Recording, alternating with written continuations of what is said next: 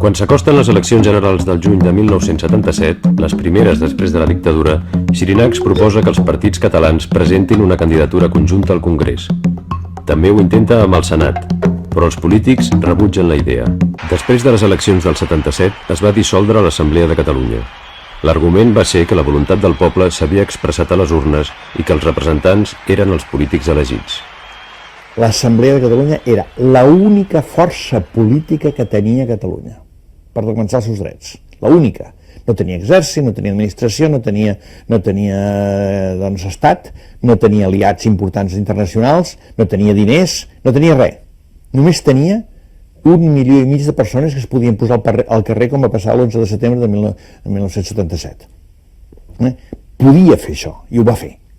I va ser tan fort allò que va fer, la gent no sap la cosa política que va passar en aquell moment, que va venir el Tarradellas volat de París cap aquí, sense ni lleis, que van tenir a fer correcuita una cosa que en deien llei de preautonomies, per donar cabuda, inventada en aquell moment, perquè el Tarradellas venia aquí perquè si no Catalunya s'aixecava tota sencera, perquè 1,5 milió de persones d'un poble de 4 milions és quasi bé tothom.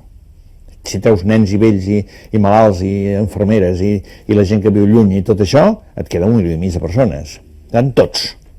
I això té una força que no la para ningú, anava a dir que no la para ni Déu. I això no es va jugar, es va matar.